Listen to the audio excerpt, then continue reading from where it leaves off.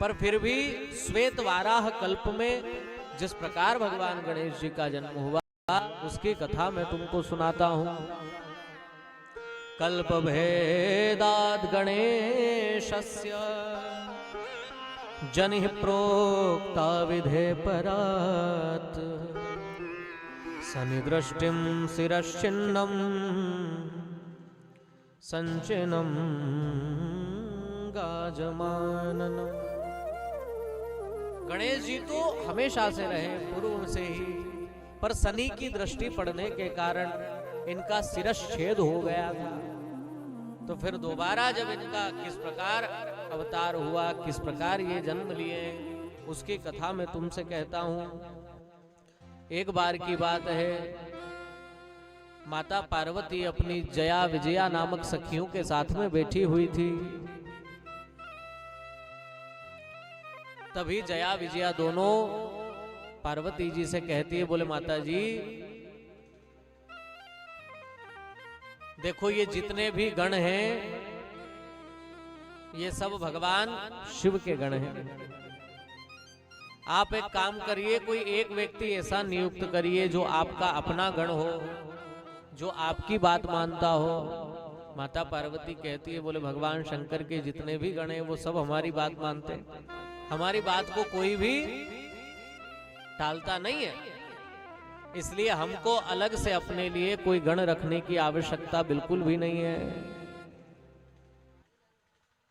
जया विजया कहती है, माता जी जैसी आपकी इच्छा, पर हम तो चाहती हैं कि एक गण एक ऐसा हो जो आपकी बात माने,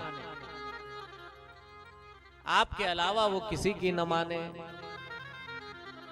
आपने जो कह दिया वो वही काम करे। माता पार्वती कहती है, ये जितने भी गण हैं भगवान शिव के, ये सब हमारे ही तो हैं, ये सब मेरे पुत्र के समान ही तो हैं, सब मेरी आज्ञा का पालन करते हैं, ऐसा कोई भी नहीं है जो मेरी बात ना मानता हो, इसलिए मुझे नहीं लगता।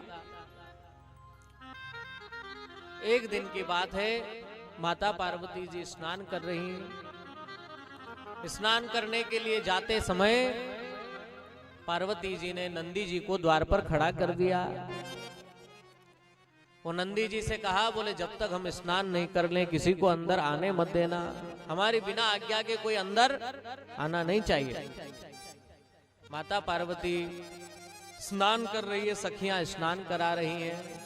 उसी समय घूमते घामते भगवान भोलेनाथ आ गए और भोलेनाथ द्वार में प्रवेश करने लगे, घर के अंदर आने लगे। तभी नंदी जी दरवाजे पर खड़े थे। नंदी जी ने कहा, भोलेनाथ माता जी की आज्ञा नहीं है, आप अंदर नहीं जा सकते। नंदी जी से भोलेनाथ ने कहा, मूर्ख कहीं के, हम हमारे घर में ही नहीं जा सकते, ये कौन सी बात है, हटो एक तरफ, हम अंदर जाएंगे। अब बेचारे नंदी जी तो भोलेनाथ से डर गए, चुपचाप एक तरफ खड़े हो गए और भोलेनाथ अंदर चले गए। भोलेनाथ अंदर गए, माता जी स्नान कर रही थी, सखियों से खबर पहुंची कि भोलेनाथ आ गए। तुरंत माता जी वहां से अपने अंतःपुर में चली गई, पर विचार करने लगी मन में, बोले जया विजया ने बिल्कुल सही कहा था, कोई अपना ऐसा विश्वसनीय व्यक्ति होना चाहिए जो बिना आज्ञा के किसी को अंदर ना आने दे। बाद में पता करवाया, बोले नंदी ने इनको रोका नहीं, भोलेनाथ को बोले रोका तो था पर ये रुके ही नहीं, ये तो आ गए। अब नंदी तो डर गया बेचारा। अब तो महाराज निश्चय कर लिया कि एक गण वास्तव में हमारा होना ही चाहिए, जो ऐसा हो जो हमारी बात माने, हमारी सुने, हम जो कह दे वो हो जाए। तो भगवान भोलेनाथ तो रुके नहीं, जब देखा कि स्नान कर रही है तो थोड़ी देर में बाहर अपने चले गए। अब की बार स्नान जब कर रही है तो सखियां सब उपटन लगा रही शरीर पर, तो उसी उपटन को महाराज ऐसे मलते हुए अपने शरीर पर माता पार्वती जो हैं उन्होंने एक दिव्य बड़ा सुंदर एक पुतला बना दिया पुरुष के स्वरूप का, और उसको जब अपनी कृपामयी करुणामयी दृष्टि से देखा तो वही दिव्य सुंदर एक पुरुष के रूप में उत्पन्न हो गया। और यही भगवान गणेश हुए। बोली गणेश जी महाराज की जय। दिव्य परम सुंदर